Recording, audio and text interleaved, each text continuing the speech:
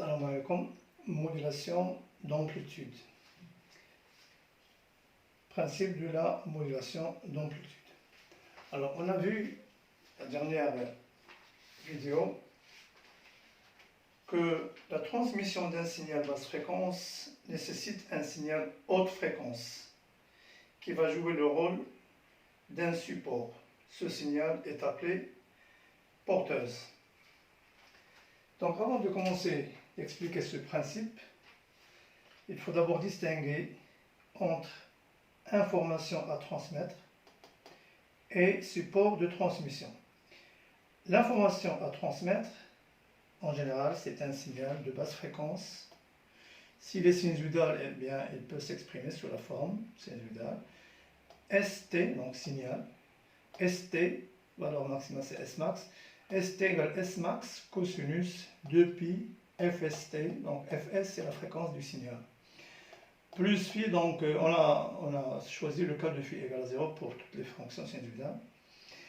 C'est le signal modulant.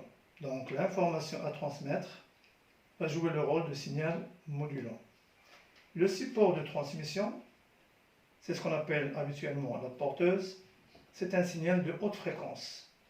Eh bien, je peux l'exprimer également comme le signal par une fonction sinusoïdale Pt égale Pm, sa valeur maximale, c'est l'amplitude, cosinus 2pi fpt. Je peux donner des exemples. Pour le signal St, c'est une fonction sinusoïdale, donc sa phase est nulle, ça veut dire que ça commence à partir de la valeur maximale. Et on a choisi ici la valeur maximale de volts, une fréquence de 100 Hz. Donc c'est un signal sinusoïdal de fréquence 100 Hz, d'amplitude 2, donc il varie entre 2 et moins 2 volts. Pour la porteuse, c'est un signal de haute fréquence. Comme vous pouvez le constater, c'est trop serré, c'est-à-dire que la fréquence est extrêmement grande par rapport à celle-là. Là, c'est 1,2 kHz, c'est-à-dire 1200 Hz. Ça veut dire que les vibrations sont trop serrées, ça veut dire que la période elle est trop faible comparée à celle-là. Donc, le signal à transmettre, son énergie est relativement faible, donc il ne pourra pas aller loin. Il faut le combiner avec une porteuse de haute fréquence qui va justement pouvoir le transmettre, qui va jouer le rôle du support de transmission. Bien, une fois on combine les deux signaux, le signal à transmettre, il va agir sur l'amplitude. Ici, l'amplitude, comme vous pouvez le constater, elle est constante, mais une fois combiné, ce signal va agir sur cette amplitude. Il va forcer cette amplitude à varier, c'est ce qu'on appelle modulation d'amplitude. Bien, la modulation d'amplitude d'une porteuse sinusoïdale d'expression PT/PM cosinus de pi fpt consiste à quoi faire donc? Eh bien, il consiste à faire varier l'amplitude PM de la porteuse. Pour réaliser cette modulation d'amplitude, en grand 2, on a besoin d'un composé électronique appelé AD633 ou de code 633, AD633. C'est un amplificateur opérationnel. Vous connaissez les amplificateurs opérationnels que vous avez rencontrés en électronique. C'est un composé électronique qui possède 8 bornes, 8 pattes. Le constructeur, il marque un index pour se repérer. Donc, vous placez l'index en haut, vous numérotez les bornes dans le sens trigonométrique de 1 jusqu'à 8. On distingue 8 bornes. Les bornes 8 et 5, ça joue le rôle des bornes d'alimentation parce que l'amplificateur opérationnel ne peut fonctionner que si on procède à une alimentation. C'est une alimentation symétrique, plus 15, moins 15. Donc on dispose d'un générateur d'alimentation symétrique pour pouvoir alimenter le dispositif avant de commencer quoi que ce soit. Et à la fin, il faut laisser l'alimentation jusqu'à, c'est-à-dire le dernier fil à déconnecter, c'est l'alimentation pour ne pas risquer la détérioration de l'amplificateur opérationnel. Les autres bornes, les bornes impaires 1 et 3 joueront le rôle des entrées, l'entrée E1, l'entrée E2, et la borne 7, ça va jouer le rôle de la sortie. les bornes 2 et 4, 6 joueront le rôle de la masse. Donc, vous avez ici, on a besoin de 2 entrées et une sortie. C'est pourquoi dans les exercices, on représente ce composant électronique par cette représentation, donc très simple, pour montrer qu'il a 2 entrées, l'entrée E1, l'entrée E2 et la sortie. La croix qui est représentée ici, ça veut dire qu'il va jouer le rôle d'un multiplieur. Si on lui applique 2 tensions, U1 et U2, à la sortie, il va nous faire sortir une tension qui est égale, qui est proportionnelle au produit des 2 tensions, U1 fois U2, avec un coefficient de proportionnalité.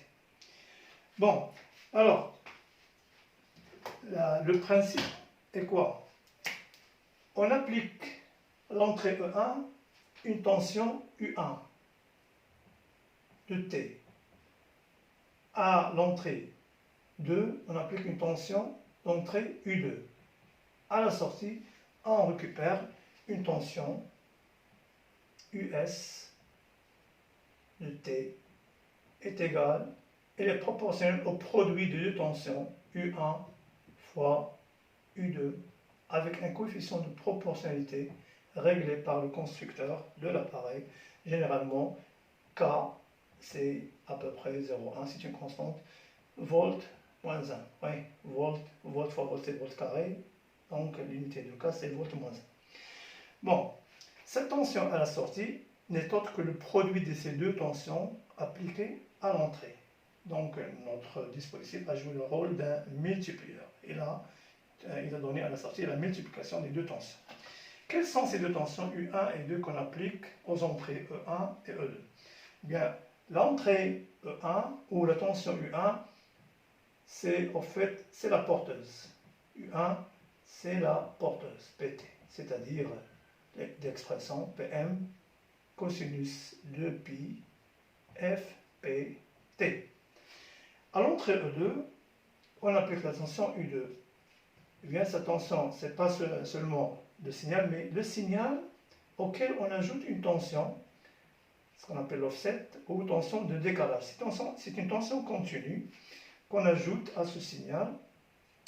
Et si ST est une fonction sinusoïdale, eh bien, on va obtenir Sn cosinus de pi FST plus U0. Donc, à la sortie, on va recevoir la tension US égale K, facteur, c'est-à-dire donc multiplié par U0 plus SM cosinus de pi FST, multiplié par la porteuse, donc PM cosinus de pi FPT. C'est-à-dire, si je déplace PM, facteur de U0, bon, je peux garder ST d'abord, ST plus U0, que multiplie cosinus de pi F porteuse T.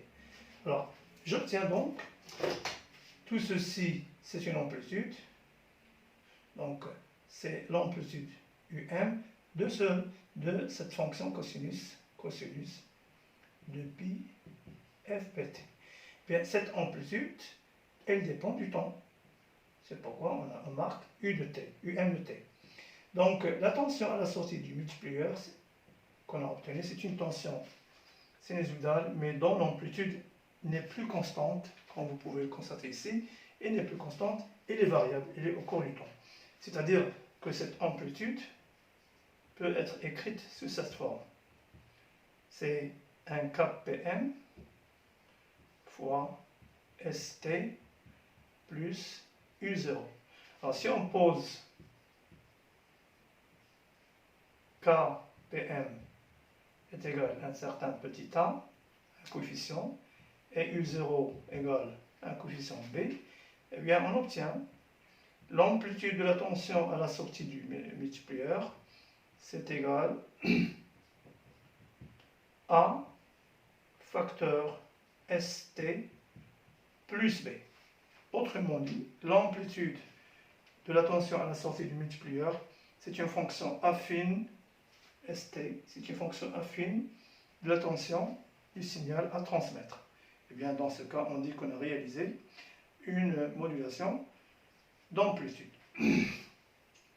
Bon, alors, la qualité de cette modulation, l'expérience montre qu'elle dépend de la tension de décalage qu'on ajoute et de la fréquence du signal utilisé. Également, bien sûr, la fréquence de la porteuse. Bon, on peut évoquer les différentes situations, les différents cas qu'on peut rencontrer. On va revenir à cette démonstration. Alors, pour mieux comprendre, je suppose la situation suivante.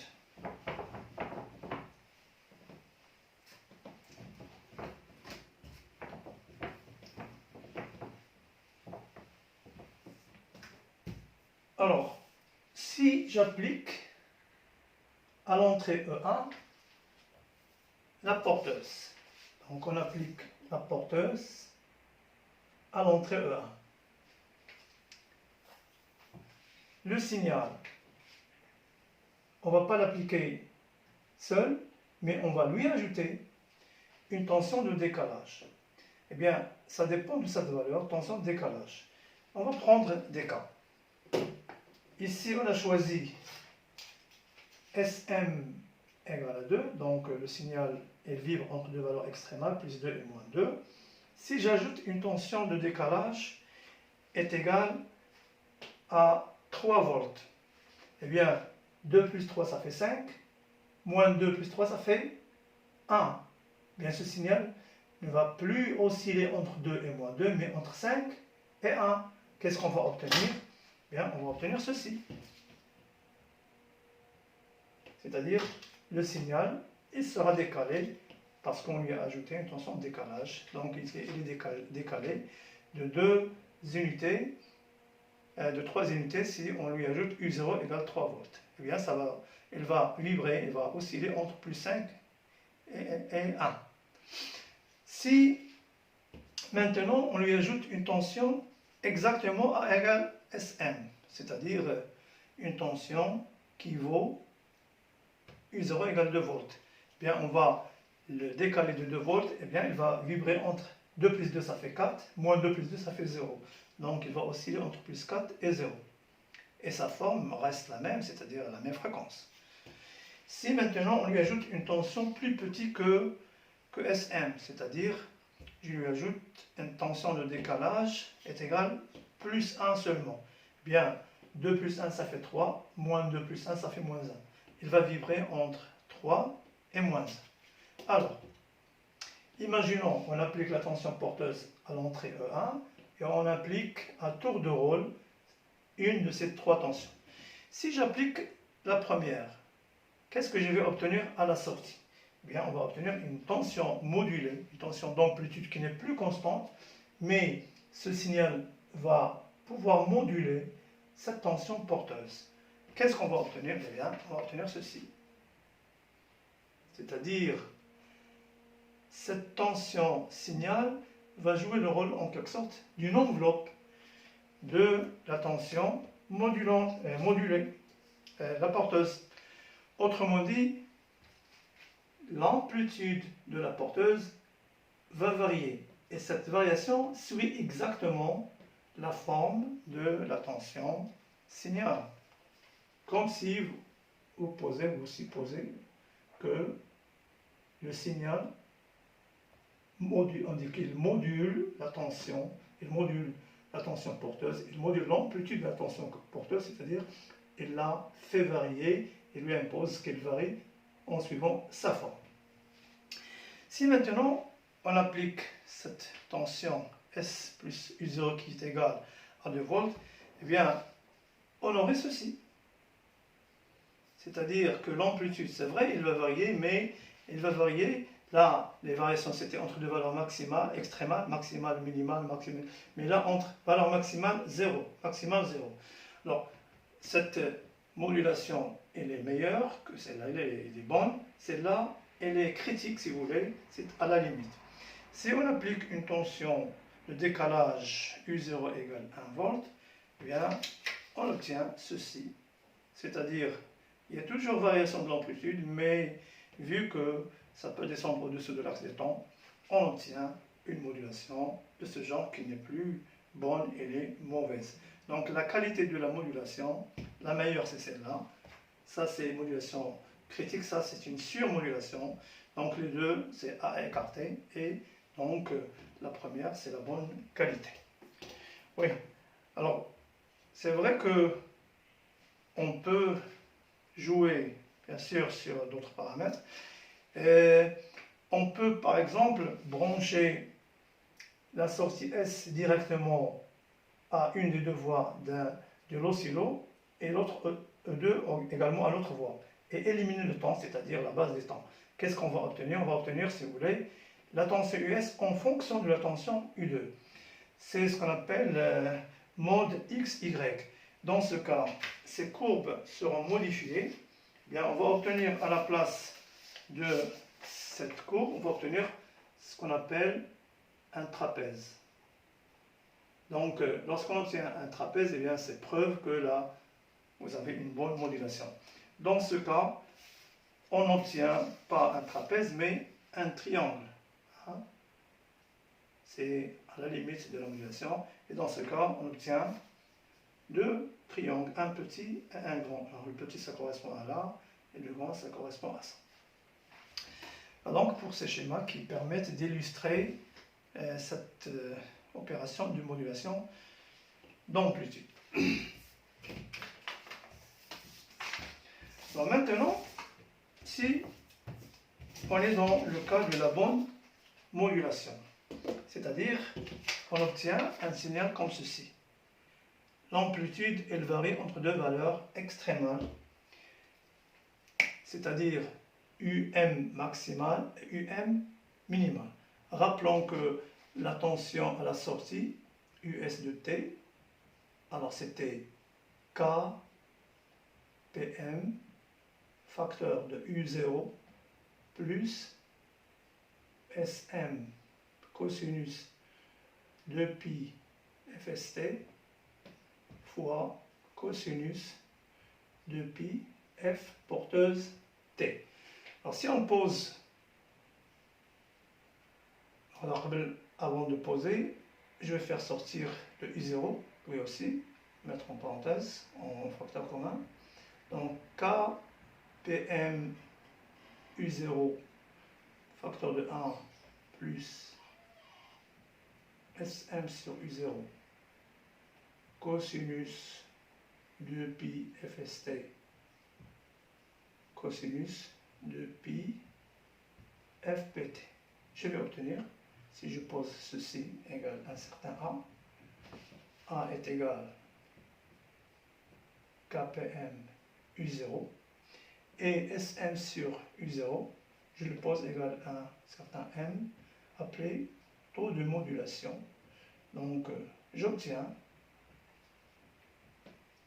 l'expression va devenir UST est égal à facteur de 1 plus M cosinus de pi FST cosinus de pi FPT.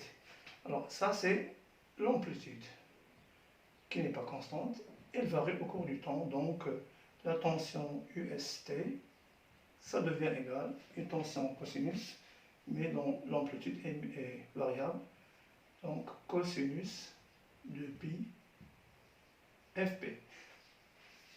Alors pour l'amplitude UMT, UMON qui est égal à facteur, donc si on considère la fonction cosinus qui est bornée entre plus ou moins 1, c'est-à-dire que dans le cas où cosinus est égal à 1, cosinus de pi FST égal à 1, dans ce cas, on aurait A facteur de 1 plus M, c'est la valeur maximale, c'est la valeur maximale que vous avez là. Donc U max, UM max, c'est égal à facteur de 1 plus m. Si le cosinus est égal à moins 1, cosinus de πfst est égal à moins 1, eh bien vous aurez la valeur minimale. C'est la valeur minimale de l'amplitude, um min, qui est égal à facteur de 1 moins m. Alors ces deux valeurs, um max et um min, on peut les lire à partir de la courbe, si on le donne dans un exercice, la courbe. Et par la suite, on peut, à partir des valeurs, on peut déterminer, par exemple, m, le taux de modulation. Alors le taux de modulation, à quoi est égal? C'est égal à um max moins um min divisé par um max plus um min, qui est égal à Sm sur U0. C'est égal à Sm sur U0. Voilà. Alors, revenons à la qualité de modulation. Quand est-ce qu'on obtient une bonne modulation? C'est-à-dire dans le cas où on obtient cette courbe. Eh bien, il y a deux conditions qu'il faut satisfaire.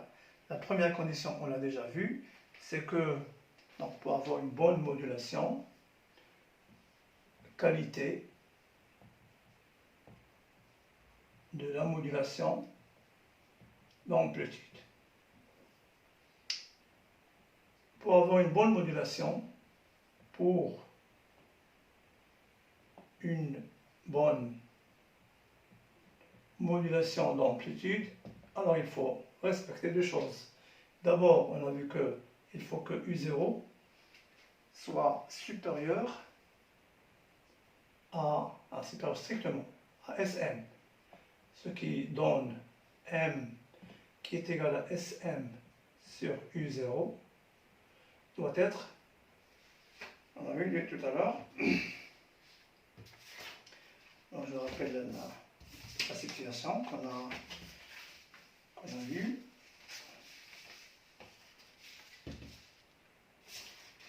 C'est celle-là.